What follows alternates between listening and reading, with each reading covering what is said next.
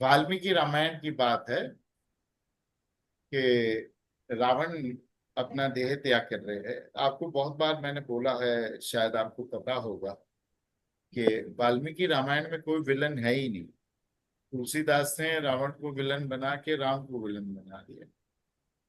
तो जब रावण अपने प्राण त्याग रहे हैं तो भगवान शिव मर्यादा पुरुषोत्तम राम रावण से कहते राम अपने अनुज लक्ष्मण से कहते हैं कि लक्ष्मण, आप रावण के पास जाके बोध ले लो, थोड़ा सा ज्ञान ले लो, उनको आप अपना गुरु बना लो।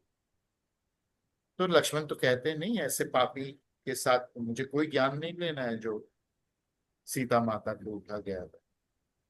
राम कहते हैं मेरी बात मानो, ये उसके आखिरी क्षण, और इससे बड़ा ज्ञान ही पृथ्वी पे नहीं है। ये मौका चुकना मत लक्ष्मण। तो रावण के पास जाकर उसके सर के पास खड़े होके लक्ष्मण जी कहते हैं कि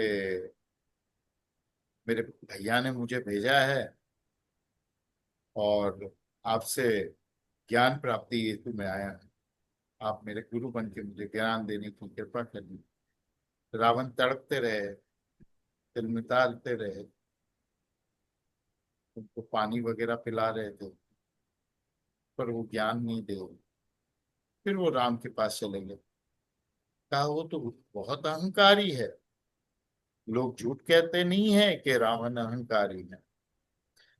राम ने कहा है तुम रावण को न जानते ही नहीं, तुम उसको कैसे अहंकारी कह सकते हो। तो तुम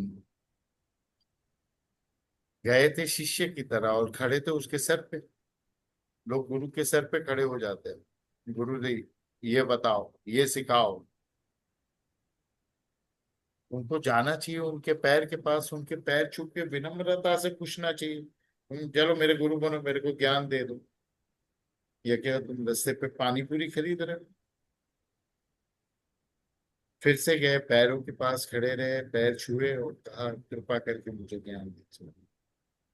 तब रावण ने जो ज्ञान दिया उसमें मनीषा जी का पूछना था कि रावण ने कहा कि ये मृत्यु मोक्ष नहीं है। किसी को मुक्ति मिल गई, देह से मुक्ति मिल गई, देह उन्होंने छोड़ दिया, वो साधु ने मुक्ति प्राप्त कर ली शरीर। अरे वो मुक्ति नहीं है, वो मरा है। वो बेशर्म फिर जीवित हो जाएगा। मुक्ति तो जीवन मुक्ति ही होगी। जब जीवन से आपको ये ज्ञात हो जाए कि मैं कर्मों से मुक्त, तब मुक्ति हो। अब मैं कर्मों से मुक्त हूं तो मनीषा बेन ने ये सोच लिया कि जब आपके पूरे कर्म समाप्त हो जाएंगे। नहीं तो ऐसी बात नहीं है पूरे कर्म समाप्त हो जाएंगे, उसकी बात नहीं कर रहे हैं। वो बात कर रहे हैं कि मैं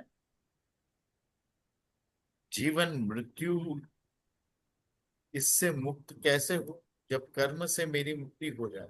मतलब सारे कर्म से मुक्ति कैसे हो जाए। जब एक सांस अंदर लेते हैं तब लाखों करोड़ों जीव मर जाते हैं, सांस छोड़ते हैं तब लाखों करोड़ों मर जाते हैं, बोलते हैं तब लाखों करोड़ों। इस सारे कर्मों से मुक्ति कैसे मिले। तुम्हारे माता पिता ने तुमको पैदा किया, उनका ऋण कैसे चुकाओगे, वो कर्म कैसे पूरा करोगे। गुरु ने जो ज्ञान दिया, मुक्ति दी, उनका ऋण कैसे चुकाओगे। वो गुरु का कभी कैसे तुम किसी के ऋण की मुक्ति करोगे, कैसे कर्म खत्म करोगे अपने। तो मैंने ये बताया कि रावण ने ये नहीं कहा कि कर्म से मुक्ति होगी तब। रावण ने कहा कि जब तुम जान लोगे कि तुम कर्म से मुक्त हो। अब जानोगे कैसे कि कर्म से मुक्त हो। ये जान लो कि ये पूरा जीवन स्वप्न है, और ये पूरा जीवन जो स्वप्न है, तो मैं तो ये स्वप्न का एक हिस्सा हूं। स्वप्न देखा जा रहा है, उसमें एक मैं हूं, और मैं समझ रहा हूं कि मैं जीवित हूं, मैं जिंदा हूं। और मैं जन्म मृत्यु अलग अलग अलग अलग जन्म कभी देवता का, कभी राक्षस का, कभी मनुष्य का, कभी पशु का, कभी जीव का, कभी पानी का जीव, कभी हवा का जीव, कभी कीटाणु, और करोड़ों जीवन में देख रहा हूँ। लेकिन मैं तो क्या हूँ? मैं तो एक स्वप्न का एक हिस्सा हूँ, एक कैरेक्टर हूँ स्वप्न का। जब मैं हूं ही नहीं तो मैंने कौन से कर्म किए? मेरे कोई कर्म है नहीं।